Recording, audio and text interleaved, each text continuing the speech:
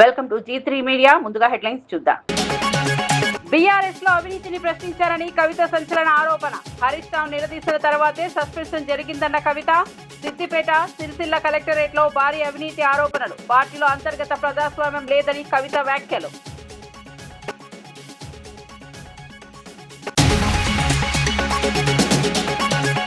కాళేశ్వరం ప్రాజెక్టుకు తాను అడ్డుపడలేదన్న చంద్రబాబు. తెలుగు రాష్ట్రాల మధ్య విద్వేషాలు మంచివి కాదని వ్యాఖ్య. ప్రతి ఏడాది వేల టీఎంసీల నీరు వృధా అవుతోందని ఆవేదన. రాజకీయాల కన్నా ప్రజల ప్రయోజనాలే ముఖ్యమని స్పష్టం.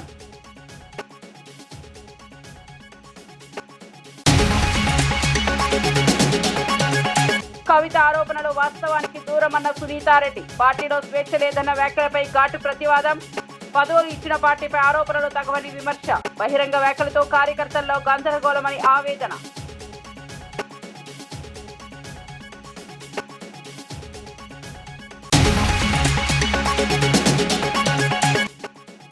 చంద్రబాబు ప్రభుత్వం రెడ్ బుక్ పాలన సాగిస్తోందన్న వైసీపీ.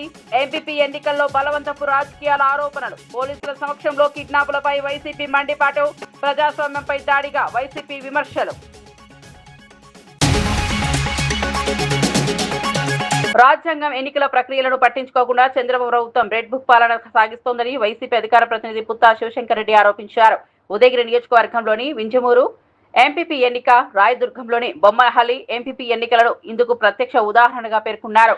పోలీసుల సమక్షంలో వైసీపీ ఎంపీటీసీలను కిడ్నాప్ చేశారని తీవ్ర ఆరోపణలు చేశారు.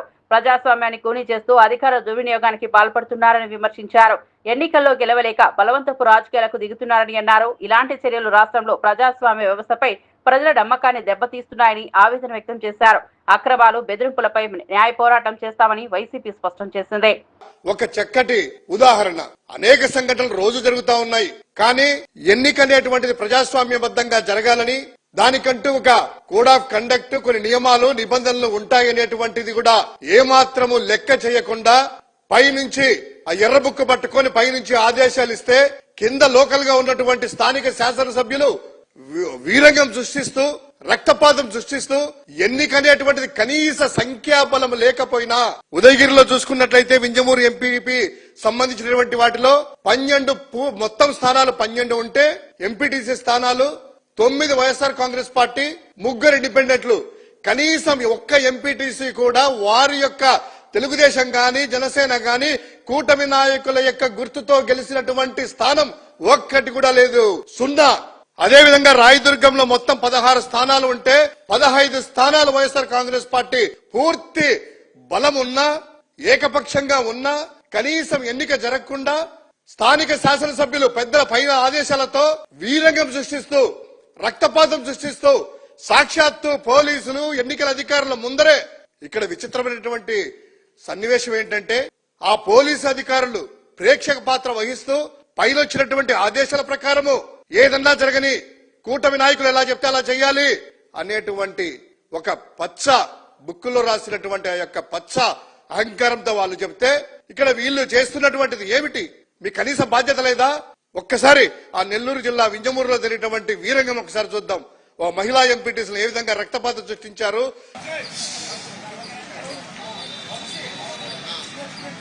ఓటు వేయడానికి వెళ్తున్నటువంటి మా యొక్క ఎంపీటీసీలు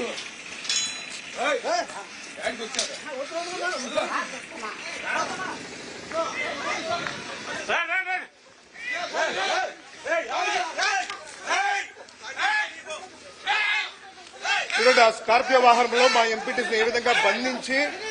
బీఆర్ఎస్ పార్టీలో తనకు స్వేచ్ఛ లేదని కవిత చేసిన వ్యాఖ్యలపై మాజీ ఎమ్మెల్యే గొంగిడి సునీతారెడ్డి ఘాటుగా స్పందించారు. కవితకు పార్టీలో స్వేచ్ఛ లేకపోతే అంతమంది నాయకులకు పదవులు ఎలా ఇప్పించగలిగారని ప్రశ్నించారు. బీఆర్ఎస్ పార్టీ కవితను వేధించిందన్న ఆరోపణలు వాస్తవానికి దూరమని అన్నారు. పార్టీ అధ్యక్షుడితో అందరికంటే ఎక్కువ చనువు కవితకే ఉండేదని గుర్తు చేశారు. పదవులు, బాధ్యతలు ఇచ్చిన పార్టీపై ఇప్పుడు ఆరోపణలు చేయడం సరికాదని వ్యాఖ్యానించారు. కవిత భావోద్వేగాలతో మాట్లాడుతున్నారని, రాజకీయ ప్రయోజనాల కోసం ఈ వ్యాఖ్యలు చేస్తున్నారని ఆరోపించారు. పార్టీ అంతర్గత విషయాలను బహిరంగంగా మాట్లాడడం పార్టీకి నష్టం చేస్తుందని, ఇలాంటి వ్యవహారాల వల్ల కార్యకర్తల్లో గందరగోళం ఏర్పడుతుందని సునీతారెడ్డి అన్నారు. నాకు స్వేచ్ఛ లేదనే మాట మీరు చెప్పడం నిజంగా కూడా శోచనీయం. ఇది మంచి పద్ధతి కాదు. అదేవిధంగా మరి వ్యక్తిగత విషయాలు మాట్లాడుకోవడానికి మీరు ఆ వేదికను వాడుకున్నారు తప్ప ఇంకొక విషయం ఏం లేదు. చాలా బాధపడుకుంటూ మరి కంటతడి పెట్టినారు. కంటతడి పెట్టేంత క్షోభకు ఈ పార్టీ మిమ్మల్ని ఏం గురి చేయలేదు. గుంటూరు శివారులో జరుగుతున్న 3వ ప్రపంచ తెలుగు మహాసభలో కేంద్ర మంత్రి పెమ్మసాని చంద్రశేఖర్ పాల్గొని తెలుగు భాష గొప్పదనాన్ని వివరించారు. ఈ సందర్భంగా ఆయన మాట్లాడుతూ తెలుగు నేర్చుకోవడం వల్ల పిల్లల్లో విషయ పరిజ్ఞానం, ఆలోచన శక్తి, జ్ఞాపక శక్తి మరింత పెరుగుతాయని తెలిపారు. మాతృభాషలో విద్య అభ్యసించడం ద్వారా కుటుంబ బంధాలు నిలబడతాయని, సంస్కృతి సంప్రదాయాలు నిలుస్తాయని పేర్కొన్నారు. ప్రపంచవ్యాప్తంగా అనేక రంగాల్లో రాణించిన ప్రముఖులు తమ మాతృభాషలోని విద్యను పూర్తి చేసి ఎదిగారని గుర్తు చేశారు. తెలుగు కేవలం ఒక భాష మాత్రమే కాకుండా మన జీవన విధానమని, మన గుర్తింపని అన్నారు. భవిష్యత్ తరాలకు తెలుగు భాషను అందించాల్సిన బాధ్యత ప్రతి ఒక్కరిపై ఉందని, ఇంటి నుంచే మాతృభాష ప్రయాణం మొదలవ్వాలని ఆయన పిలుపునిచ్చారు. దాన గుణంలో కలియుగ కర్ణుడైనటువంటి శ్రీ అశోక్ గజపతి రాజు గారికి, అసెంబ్లీని ఒంటి చేత్తో నడిపిస్తున్నటువంటి శ్రీ చింతకాయల అయ్యన్న పాత్రుడు గారికి, వేదికను అలంకరించిన పెద్దలకు, మా నియోజకవర్గ ఎమ్మెల్యేలకు, నాయకులకు, పాత్రికేయులకు, వీరందరితో పాటు భావాల భాష, బంధాల భాష, తరం మారినా దేశం దాటినా తరగని తెలుగు ఉషస్సుని, తేజస్సుని ప్రేమిస్తూ, ఆరాధిస్తూ, గౌరవిస్తూ ఇక్కడికి విచ్చేసిన ప్రతి ఒక్క తెలుగు వారికి వందనం, అభివందనం. శతాబ్దాల ఘన చరిత్ర కలిగిన తెలుగు భాషాభిమానులు ఒక చోట చేరిన ఈ అపూర్వమైన, ఆనందమైన, అద్వితీయమైన వేడుక ఈ ప్రపంచ మహాసభలు. తెలుగు భాష కేవలం సంభాషణ మాధ్యమం మాత్రమే కాదు, శతాబ్దాలుగా ప్రతిధ్వనిస్తున్న మన పూర్వీకుల స్వరం, వేల సంవత్సరాలు పైగా సాహిత్య సాంప్రదాయాన్ని నింపుకున్న ఒక మహాసముద్రం. అన్నమాచార్యుల కీర్తనల నుండి శ్రీ విప్లవ కవిత్వం వరకు, నన్న మహాభారతం నుండి విశ్వనాథ సత్యనారాయణ ఆధునిక సాహిత్యం వరకు తెలుగు ప్రపంచానికి విజ్ఞానాన్ని, వినోదాన్ని, విప్లవ స్ఫూర్తిని అందించినటువంటి భాష ఈ తెలుగు భాష. కూచిపూడి నృత్యం నుండి శాస్త్రీయ కళలను, మన సాంప్రదాయ సంగీత రూపాలను, మన తాత్విక గ్రంథాలను తెలుసుకోవటం కోసం ఈ తెలుగు ఎప్పుడు తలుపులు తెరిచి ఉంచుతుంది. తెలుగు నేర్చుకోవడం ద్వారా మనల్ని మన మూలాలతో కలుపుతుంది, తరతరాల మధ్య కుటుంబ బంధాలను బలపరుస్తుంది. ఒకప్పుడు వెంకయ్యనాయుడు గారు చెప్పినట్టు, నాన్న అనే పదంలో ఉండే నమ్మకం, గురువు అనే పదంలో ఉండే గౌరవం, దేశం అనే పదంలో ఉండే ధైర్యం ఒక్క తెలుగు భాషలోనే వస్తుంది అని మీ అందరికీ నేను తెలియజేస్తా ఉన్నాను. తెలుగు నేర్చుకున్న పిల్లలు రీసెర్చ్లో చూస్తే వారికి విషయ పరిజ్ఞానం కానీ, జ్ఞాపక శక్తి కానీ, సృజనాత్మకత కానీ చాలా ఎక్కువగా పొంది ఉంటారు. నేను కూడా 25 సంవత్సరాలు అమెరికాలో ఉన్నా ఈరోజు మీ అందరితో కలిసి ఉన్నాను అంటే దానికి కారణం తెలుగు భాష, ఆ భాషపై ఉన్నటువంటి మమకారం, ఆ భాష మీద ఉన్నటువంటి పట్టు అని మీ అందరికీ నేను తెలియజేస్తా ఉన్నాను. చిన్నప్పుడు మా తల్లిదండ్రులు మాకు గోరు ముద్దలు తినిపించేటప్పుడు చందమామ కథలు, సామెతలు చెప్పి పెంచారు. ఈ రోజుల్లో లాగా సెల్ ఫోన్లు పెట్టి పెంచలేదు కాబట్టే ఈరోజు మీ అందరి ముందు నేను మాట్లాడగలుగుతున్నానని కూడా తెలియజేస్తా ఉన్నాను. ఇవన్నీ ఎందుకంటే ఈరోజు పిల్లలకి తెలుగు చదవటం, మాట్లాడటం, రాయటం, అదేవిధంగా సొంత భాషపై గర్వం లేకపోవటం ప్రధాన సమస్యలుగా ఉన్నాయి. భాష చనిపోతే సంస్కృతి చనిపోతుంది, సంస్కృతి చనిపోతే మనకి గుర్తింపు మాయమవుతుంది అని కూడా మీరు అందరూ తెలుసుకోవాలి. ఇంగ్లీష్ నేర్చుకోవడం తప్పు కాదు, కానీ తెలుగు మర్చిపోవడం మాత్రం తప్పే. మనకి 2 కళ్ళు ఎలా ఉన్నాయో 2 భాషలు కూడా ముఖ్యమని అందరూ తెలుసుకోవాలి. దీనిని పరిరక్షించడానికి, వ్యాప్తి చెందించడానికి అందరం కృషి చేయాల్సినటువంటి పరిస్థితి ఉంది. అందరం ఇంట్లో తెలుగులో మాట్లాడాలి. నేను కూడా అమెరికాలో ఉన్న మా పిల్లలతో ఎప్పుడు తెలుగులోనే మాట్లాడతాం. ఎందుకంటే తల్లిదండ్రులే మొట్టమొదటి గురువులు పిల్లలకని తెలుసుకోవాలి. తెలుగు కథలు, తెలుగు సామెతలు చెప్పాలి, తెలుగు పాటలు వినిపించాలి. మన భాష విలువను, చరిత్రను, గొప్పదనాన్ని ప్రతి ఒక్కరికి తెలియజేయాలి. అదేవిధంగా ప్రభుత్వాలతో తెలుగు సాహితీ సంఘాలను, గ్రంథాలయాలను మరియు సాంస్కృతిక కార్యక్రమాలను మనం అందరం విద్యుత్ శాఖలో గతంలో ఎన్నో కీలక సంస్కరణలు చేపట్టామని ఉప ముఖ్యమంత్రి బట్టి విక్రమార్క తెలిపారు. అత్యవసర పరిస్థితిలో విద్యుత్ సమస్యలను పరిష్కరించేందుకు 108 తరహాలో ఎలక్ట్రిక్ అంబులెన్స్లను ఏర్పాటు చేశామని వెల్లడించారు. గత 6 నెలలుగా ఈ సేవలు అందుబాటులో ఉన్నాయని చెప్పారు. ట్రాన్స్ఫార్మర్ సమస్యలు, విద్యుత్ అంతరాయాలకు వెంటనే స్పందించేందుకు ఈ అంబులెన్స్ ఉపయోగపడుతున్నాయని తెలిపారు. రైతులు, వినియోగదారులు ఎదుర్కొంటున్న ఇబ్బందులను తగ్గించడమే లక్ష్యంగా ఈ చర్యలు చేపట్టామని పేర్కొన్నారు. విద్యుత్ సరఫరా వ్యవస్థను మరింత బలోపేతం చేయడానికి ప్రభుత్వం కట్టుబడి ఉందని బట్టి విక్రమార్క స్పష్టం చేశారు. 31/12/2025 తేదీ వరకు గల కాలంలో రాష్ట్రంలో వ్యవసాయ కనెక్షన్ల కోసం ప్రజలు దరఖాస్తు చేసుకున్నటువంటిది 3,44,462 మంది రైతులు దరఖాస్తు చేసుకున్నారు. కనెక్టెడ్ లోడు కనెక్షన్ సంఖ్య ఆధారంగా వ్యవసాయ ట్రాన్స్ఫార్మర్లను ప్రతిపాదించడం శాంక్షన్ చేయడం కూడా కనెక్షన్ల సంఖ్య కనెక్టెడ్ లోడ్ ఆధారంగా ట్రాన్స్ఫార్మర్లను ఏర్పాటు చేయడం అవుతుంది. రైతులకు వ్యవసాయ కనెక్షన్లు అందించడానికి మొత్తం 75,686 వ్యవసాయ ట్రాన్స్ఫార్మర్లను సమకూర్చడమైంది. వ్యవసాయ కనెక్షన్లు మొదట వచ్చిన వారికి మొదట ఇవ్వటం అనేటువంటి సీనియారిటీ ప్రకారం విడుదల చేయడం అవుతుంది. ఇక మిగిలిన 9,700 మంది దరఖాస్తుదారులు క్షేత్రస్థాయిలో అనుసంధానం లైన్ పనులు పూర్తయిన తర్వాత వాటికి కూడా అవసరమైన ట్రాన్స్ఫార్మర్లు సమకూర్చబడును.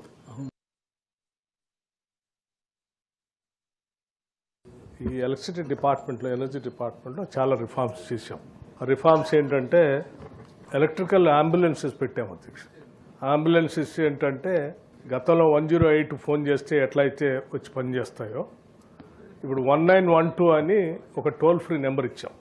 ఎక్కడ ఎవరికి ఏ సమస్య ఉన్నా ఆ నెంబర్ ఫోన్ చేస్తే ఈ ఎలక్ట్రికల్ అంబులెన్సెస్లో సరిపోయే మినిమం ఒక ట్రాన్స్ఫార్మర్ ఇమీడియట్గా కావలసినటువంటి పవర్ సా అంటే రంపం, సేఫ్టీ గేర్ బాక్స్ లాంటి అన్నీ కూడా ఆ వెహికల్స్లో పెట్టి ఆ వెహికల్కి GPS కూడా పెట్టి ఇక మీరు ఫోన్ చేయాలని అమ్మటే మేము ఇన్ఫార్మ్ చేస్తే వెహికల్కి వెళ్ళిపోతుంది మెసేజ్. వెహికల్ ఇమీడియట్గా అక్కడ పోయి దాన్ని అడ్రస్ చేసే పరిస్థితిని ఇప్పుడు రాష్ట్రంలో అమలు చేస్తూ 6 నెలల నుంచి అమలు చేస్తాం. అట్లాగే ట్రాన్స్ఫార్మర్స్ సంబంధించి ఎనీ నెంబర్ ఆఫ్ ట్రాన్స్ఫార్మర్స్ ఇబ్బంది లేకుండా ఇస్తా ఉన్నాం అధ్యక్ష. ప్రభుత్వం మాత్రమే కాకుండా ప్రజలు కూడా కష్టాల్లో ఉన్నారని సీఎం చంద్రబాబు గుర్తించారని రాష్ట్ర నైపుణ్యాభివృద్ధి సంస్థ చైర్మన్ బూరుగుపల్లి శేషారావు అన్నారు. తూర్పుగోదావరి జిల్లా ఉండ్రాజవరం మండలం వేలివెన్నిలో లబ్ధిదారులకు సీఎం రిలీఫ్ ఫండ్ చెక్కులు పంపిణీ చేశారు. రాష్ట్రంలో ఆర్థిక ఇబ్బందులు ఉన్నప్పటికీ ప్రజల కష్టాలను తీర్చేందుకు కూటమి ప్రభుత్వం ప్రయత్నిస్తోందని తెలిపారు. అత్యవసర పరిస్థితుల్లో ప్రజలకు అండగా నిలబడమే ప్రభుత్వ లక్ష్యమని చెప్పారు. చికిత్స ఖర్చులు, అనారోగ్య సమస్యలతో ఇబ్బందులు పడుతున్న కుటుంబాలకు ఈ సహాయం ఊరటనిస్తుందని పేర్కొన్నారు. ప్రజల సంక్షేమం కోసమే ప్రభుత్వం వెనకాడకుండా ముందుకు వస్తోందని ఆయన వ్యాఖ్యానించారు.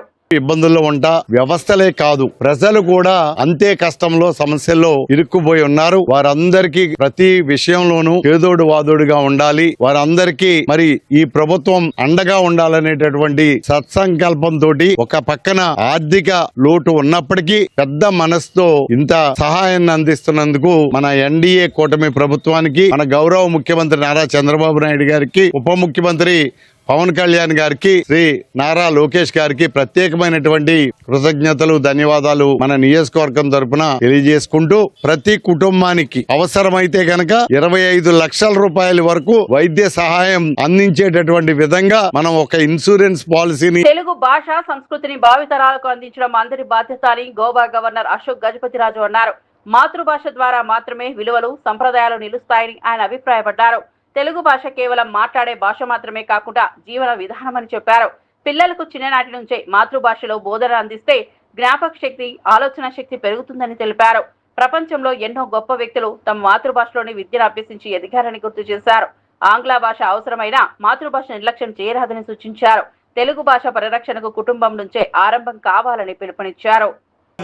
ఒక అనుమానంగా ఉంది. భాష ఉండాలి, తెలుగు సంస్కృతి ఉండాలి, తద్వారా మనకి భారతీయ విలువలు ఎలా పెరిగాయో భావి తరాలకి అందించాలని మనం అందరూ అనుకున్నా ఆ కోరికల్ని కార్యరూపంలో ఎలా దాల్చాలి అది మన అందరి ముందన ఒక పెద్ద సమస్యగా నిలబడ ఉందని నేను అనుకుంటా ఉన్నాను. మన అందరికీ ఒక పాత్ర ఉంటది. ఆ పాత్ర మనమందరం నిలబెడితే మన తెలుగు భాషకి న్యాయం చేసిన వాళ్ళు అవుతాము. మేడారం సమ్మక్క సారాలమ్మ మహాజాతర నేపథ్యంలో మంత్రులు సీతక్క, కొండా సురేఖ గవర్నర్ జిష్ణుదేవ్ వర్మను లోక్ భవన్ లో కలిశారు. ఈ సందర్భంగా సమ్మక్క సారాలమ్మ జాతరకు సంబంధించిన ఆహ్వాన పత్రికను గవర్నర్ కు అందజేశారు. ప్రపంచంలోనే అతిపెద్ద గిరిజన జాతరగా పేరుగాంచిన మేడారం జాతరకు రావాలని మంత్రులు గవర్నర్ ను ఆహ్వానించారు. జాతర నిర్వహణకు ప్రభుత్వం అన్ని ఏర్పాట్లు చేస్తోందని, భక్తులకు ఎలాంటి ఇబ్బందులు లేకుండా చర్యలు తీసుకుంటామని తెలిపారు. గిరిజన సంస్కృతి సాంప్రదాయాలకు ప్రతీకగా నిలిచిన ఈ జాతరకు రాష్ట్ర ప్రభుత్వం అత్యంత ప్రాధాన్యమిస్తోందని పేర్కొన్నారు. జాతర ద్వారా గిరిజనుల ఆరాధన, ఆత్మీయత ప్రపంచానికి చాటబడుతుందని మంత్రులు వివరించారు.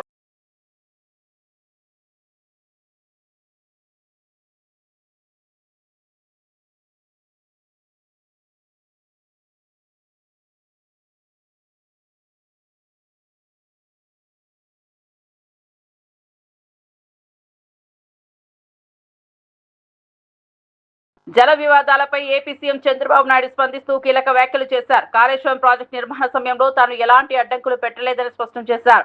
తెలుగు రాష్ట్రాల మధ్య విద్వేషాలు మంచివి కాదని, పరస్పర సహకారంతోనే సమస్యలు పరిష్కరించుకోవాలని అన్నారు. ప్రతి ఏడాది దాదాపు 3000 టీఎంసీల నీరు సముద్రంలోకి వృధాగా పోతోందని, ఆ నీటిని ఉపయోగించుకోవడమే లక్ష్యంగా ముందుకు వెళ్లాలని చెప్పారు. గోదావరి నీటిని వినియోగించుకోవాలని తెలంగాణ కోరితే తాము ఎప్పుడూ అడ్డుపడలేదని తెలిపారు. కృష్ణా డెల్టా అభివృద్ధి పేరుతో తెలంగాణకు నీటిని అందించామని గుర్తు చేశారు. రాజకీయ ప్రయోజనాల కోసం జల సమస్యలను రెచ్చగొట్టడం సరికాదని, 2 రాష్ట్రాల ప్రజల ప్రయోజనాలే ముఖ్యమని చంద్రబాబు వ్యాఖ్యానించారు. గోదావరి నీళ్లు వాడుకుంటే ఎప్పుడు నేను అడ్డు చెప్పలేదు. విభజన తర్వాత కాళేశ్వరం ప్రాజెక్టు కట్టినప్పుడు గోదావరి పైన ఎన్ని ప్రాజెక్టులు కట్టినా పర్వాలేదు, మనకు నీళ్లు వస్తాయనే ఉద్దేశంతోనే ముందుకెళ్ళాను. గడిచిన 40 సంవత్సరాల్లో 3000 టీఎంసీ నీళ్లు గోదావరి నుంచి సముద్రం లేకపోతున్నాయి. పోలవరం ప్రాజెక్టు పూర్తవుతుంది. కృష్ణా గోదావరి అనుసంధానం జరుగుతుంది. నా జీవితంలో ఒకటే కోరిక, ప్రపంచంలో తక్కువ నీటి వినియోగం చేసే దేశం భారతదేశం. ఎన్నో సంవత్సరాలుగా పోరాడుతున్నా, ఎన్నో సంవత్సరాలుగా ప్రయత్నం చేస్తున్నా, గంగా కావేరి కలవాలి, దేశంలో నీటి సమస్య పూర్తిగా పరిష్కారం కావాలనేది నా అభీష్టమని మరొక్కసారి మీ అందరికీ విజ్ఞప్తి చేస్తున్నాను. అదే సమయంలో ఆంధ్రప్రదేశ్లో ఉండే నదులన్నీ కలపాలి. తెలంగాణలో గోదావరి నీళ్లు కూడా వాడుకోవాల్సిన అవసరం ఉంటే వాడుకోవాలి. తెలుగు రాష్ట్రాల మధ్య విద్వేషాలు కాదు, సమైక్యత అవసరం. ఒకరినొకరు అర్థం చేసుకోవాల్సిన అవసరం ఉంది. అందరం కలిసి ముందుకు పోవాల్సిన అవసరం ఉంది. ఏపీ కూటమి నాయకుల్లో అంతర్గత విభేదాలు బయటపడుతున్నట్లు టీడీపీ మంత్రి టీజీ భరత్ వ్యాఖ్యలు స్పష్టం చేస్తున్నాయి. తన నియోజకవర్గంలో వేలు పెడితే ఎవరిని వదిలిపెట్టనని ఆయన హెచ్చరించారు. తాను మంత్రి అయినప్పటికీ నుంచి ఎవరి జోలికి వెళ్లలేదని, కానీ కొందరు కావాలని తన నియోజకవర్గంలో జోక్యం చేసుకుంటున్నారని ఆరోపించారు. నన్ను గెలిగితే మీరే ఇబ్బంది పడతారని, తన స్ట్రాటజీలను తట్టుకోలేరని ఘాటు వ్యాఖ్యలు చేశారు. ఈ వ్యాఖ్యలు కూటమిలో చీలికలు మొదలయ్యాయనే సంకేతాలుగా రాజకీయ వర్గాలు విశ్లేషిస్తున్నాయి. అధికార పార్టీలోని ఇలాంటి హెచ్చరికలు రావడం రాజకీయంగా ప్రాధాన్యత సంతరించుకుంది. వాళ్ళకి నేను చెప్పదలుచుకున్నా, అంతకుముందు మంత్రులైనారు, చాలా మంది మంత్రులైనారు. ప్రతి ఒక్క మంత్రి ప్రతి ఒక్క దాంట్లో ప్రతి నియోజకవర్గంలో ఏదో రకంగా వాళ్ళు ఇన్వాల్వ్ అయ్యి మీకు తెలియకుండా చాలా చేశారు. నేను ఆ పనులు చేస్తలే. ఏ నియోజకవర్గంలో కూడా నేను రెస్పెక్ట్ ఇచ్చి ఏ వాళ్ళకి ఎమ్మెల్యేస్ కానీ ఇన్ఛార్జెస్ కానీ ఎక్కడా కూడా వాళ్ళకి తెలియకుండా నేను గెలకడంలో. సో నేను అనేది మైండ్లో పెట్టుకోండి, నేను మంత్రి ఉంటా, 5 ఏళ్ళు కాదు, తెలుగుదేశం పార్టీ ఉన్నన్నాళ్ళు నేను మంత్రి ఉంటా. ఇక్కడ మీరు గెలిపిస్తా పోండి. ప్రజలకి సేవ చేసేదానికి అదృష్టం ఉంటుంది. ఎందుకంటే లోకేష్ గారికి తెలుసు నేను ఎట్లా అంటుండ అనేది చంద్రబాబు గారికి తెలుసు. మీరు ఎంత చెప్పినా ఎంత గెలికినా అక్కడ ఏమి మారేది ఏమి ఉండదు. సో సబ్జెక్ట్ మీరు తెలుసుకోవాల్సింది ఏమంటే, నన్ను ఊరికే గెలకద్దండి. నా నియోజకవర్గంలో వచ్చి ఏదైనా గెలికేది స్టార్ట్ చేసినారనుకో, నేను వేలు పెట్టినాననుకో, మినిస్టర్గా వేలు పెట్టినారంటే ఆ నియోజకవర్గంలో చాలా మీకే ప్రాబ్లమ్స్ వస్తాయి. సో కైండ్లీ మీ పని మీరు చూసుకోండి. మీ నియోజకవర్గం మీకు ఇచ్చారు, ప్రజలు మీకు ఓటేసి గెలిపించారు. మిమ్మల్ని చూసుకునే బాధ్యత మీ ప్రజలు, మీకు ఎన్నో సమస్యలు ఉంటాయి, అవి సాల్వ్ చేసుకుంటూ పోండి అని. అదే కాకుండా ఊరికే నా నియోజకవర్గంలో వచ్చే వాళ్ళంటే ఏదో పెత్తనం చేయాలనో లేదో ఏదో గెలకాలనుకోవడం అయితే మాత్రం నా స్ట్రాటజీస్ ముందు, నేను చేసే పనుల ముందు ఎవరు నా దగ్గరలో కూడా రాలేరు. అది నా ఎన్నో నిరూపించుకునేదానికి ఎగ్జాంపుల్స్ ఉన్నాయి. మెడికల్ షాప్స్ రోడ్ది ఎవరు చేశాడండి? ఎవరికైనా చాతైందా? స్మూత్గా సాల్వ్ చేశామా? సో ఇట్లాంటివి ఎన్నోటి ఉన్నాయి, చెప్పుకుంటా పోతే చాలా ఉన్నాయి. సో నేను చెప్పేది ఏంటంటే ఎవరి నియోజకవర్గంలో వాళ్ళ ప్రజలు జాగృతి తప్పకుండా రాజకీయ పార్టీగా ఎదిగి తెలంగాణ ప్రజల పక్షాన పనిచేస్తుందని కల్వకుంట్ల కవిత ప్రకటించారు. ప్రజల హక్కులను కాపాడటం కోసమే రాబోయే అసెంబ్లీ ఎన్నికల్లో పోటీ చేస్తామని స్పష్టం చేశారు. యువత పిడికిలి బిగించి తమతో చేతులు కలపాలని పిలుపునిచ్చారు. తెలంగాణ ప్రజల ఆశలు ఆకాంక్షలకు ప్రతినిధిగా జాగృతి నిలుస్తుందని తెలిపారు. రాజకీయాల్లో నిజాయితీ, ప్రజాస్వామ్యం, పారదర్శకత తీసుకురావడమే తమ లక్ష్యమని చెప్పారు. ప్రస్తుత రాజకీయ వ్యవస్థ ప్రజలను నిరాశపరుస్తోందని విమర్శించారు. జాగృతి పార్టీగా మారడం తెలంగాణ రాజకీయాల్లో కొత్త సమీకరణాలకు దారితీస్తుందా అనే చర్చ మొదలైంది. పార్టీ పేపర్లు, పార్టీ ఛానళ్లు ఏ ఒక్కరు కూడా ఎన్నడూ కూడా మద్దతు ఇవ్వలేదు అధ్యక్ష. అయినా సరే ధైర్యం వదులుకోకుండా మొక్కువని ప్రయత్నంగా నేను ప్రయత్నం చేస్తూనే వెళ్ళాను అధ్యక్ష. తెలంగాణ రాకముందు, బీఆర్ఎస్ ప్రభుత్వం ఏర్పడకముందు ఒక మాట అనుకున్నాం అధ్యక్ష. కేసీఆర్ గారే పదే ఈ మాట చెప్పారు. ఉమ్మడి రాష్ట్రంలో మనకు కాంట్రాక్ట్ వ్యవస్థ వచ్చింది, మరి కాంట్రాక్ట్ ఎంప్లాయీస్తోని, అవుట్సోర్సింగ్ ఎంప్లాయీస్తోని దేశానికి నష్టం జరుగుతుంది, రాష్ట్రానికి నష్టం జరుగుతుంది, అందరికన్నా ఎక్కువ తెలంగాణ యువకులకు నష్టం జరుగుతుందని చెప్పారు అధ్యక్ష. ఆనాడు వారు సరదాగా ఒక మాట అనేవాళ్ళు, అందరికీ కాంట్రాక్ట్ పోస్ట్ ఉంది, మరి ముఖ్యమంత్రికి కూడా కాంట్రాక్ట్ పోస్ట్ ఉంటుందా అని చెప్పి ప్రశ్నించేవారు అధ్యక్ష. కానీ తెలంగాణ వచ్చిన తర్వాత 10 ఏళ్లలో కూడా కాంట్రాక్ట్ వ్యవస్థను మనం రద్దు చేసుకోలేకపోయినాం అధ్యక్ష. అది కాకుండా అవుట్సోర్సింగ్ ఎంప్లాయీస్, అవుట్సోర్సింగ్ వ్యవస్థను పెంచి పోసిపోయినాం అధ్యక్ష. బాధతో, చాలా ఆవేదనతో నేను ఈ మాటలు చెప్తా ఉన్నా అధ్యక్ష. తెలంగాణ సమాజానికి ఏదైతే ప్రశ్నించడం నేర్పించినటువంటి బీఆర్ఎస్ పార్టీ అధ్యక్ష, అంతర్గత వేదికలలో అనేక సందర్భాలలో నేను ప్రశ్నిస్తే అధ్యక్ష నా మీద కక్ష కట్టారు అధ్యక్ష. కేసీఆర్ గారు చుట్టూన్నటువంటి కొందరు వ్యక్తులు, తప్పక చెప్తున్నాను అధ్యక్ష ఈ మాట, ఎందుకంటే భారతదేశ రాజ్యాంగం ప్రకారం రాజకీయ పార్టీలు ఏవైనా కూడా ప్రజలకు ఒక దిక్సూచిగా నిలవాలి అధ్యక్ష, ప్రజలకు ఒక దారిదీపంగా నిలవాలి.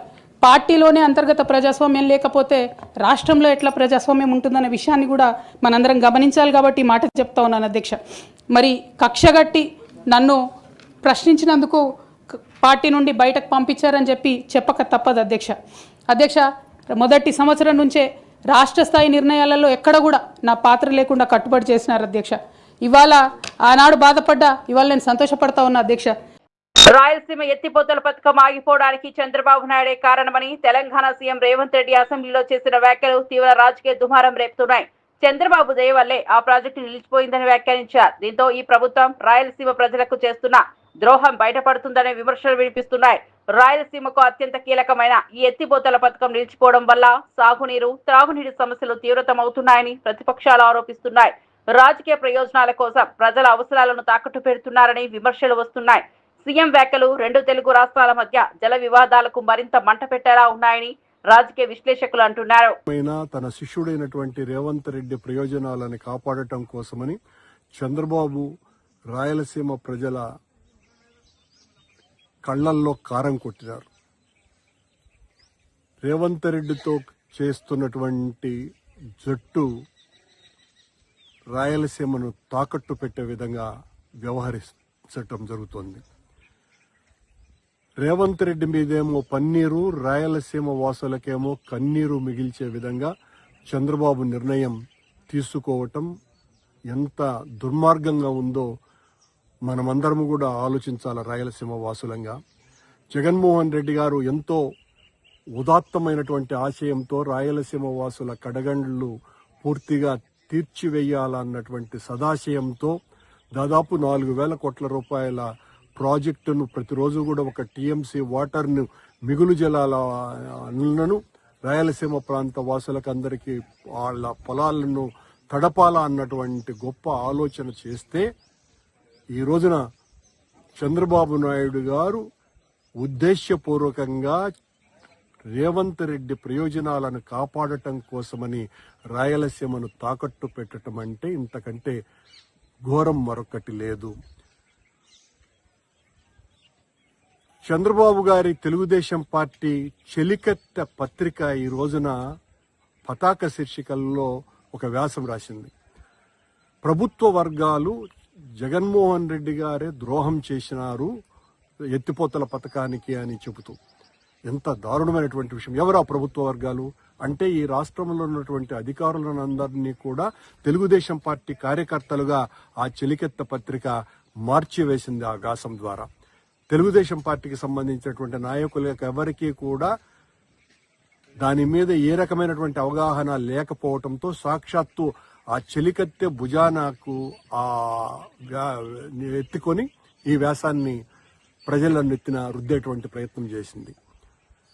సీమకు చంద్రబాబు గారు ఏ రోజు కూడా సీమ వాసి అయ్యుండి ఒక్క రోజు కూడా అతను ఒక్క మంచి పని చేసినటువంటి పాపాన పోలేదు. రాయలసీమకు ఏదైనా మేలు జరిగిందంటే 84-85 ప్రాంతాలలో వైఎస్ రాజశేఖర రెడ్డి గారి నాయకత్వంలో ఆనాడు జరిగినటువంటి విరోచిత పోరాటాలు, ఆయన ముఖ్యమంత్రి అయిన తర్వాత అది గాలేరి నగరి కావచ్చు, హంద్రీనివా కావచ్చును, ఏ నీటిపారుదల ప్రాజెక్టు రాయలసీమకు అయినా కూడా పెద్ద ఎత్తున వచ్చినాయి అంటే అది ఆయన పుణ్యమే.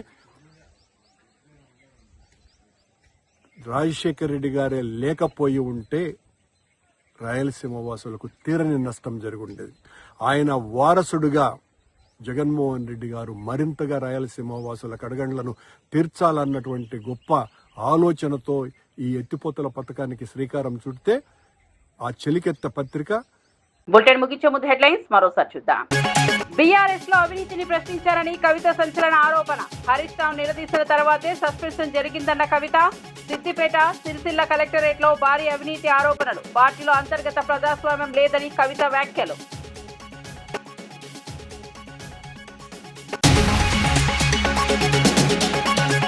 కాళేశ్వరం ప్రాజెక్టుకు తాను అడ్డుపడలేదన్న చంద్రబాబు. తెలుగు రాష్ట్రాల మధ్య విద్వేషాలు మంచివి కాదని వ్యాఖ్య. ప్రతి ఏడాది వేల టీఎంసీల నీరు వృధా అవుతోందని ఆవేదన. రాజకీయాల కన్నా ప్రజల ప్రయోజనాలే ముఖ్యమని స్పష్టం.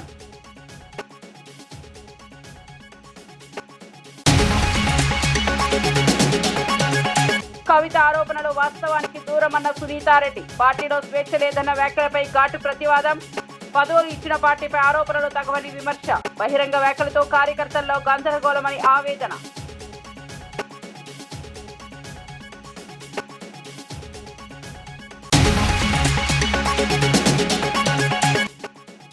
చంద్రబాబు ప్రభుత్వం రెడ్ బుక్ పాలన సాగిస్తోందన్న వైసీపీ.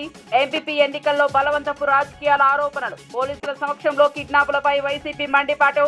ప్రజాస్వామ్యంపై దాడిగా వైసీపీ విమర్శలు. మరిన్ని అప్డేట్స్ కోసం చూస్తూనే ఉండండి G3 మీడియా.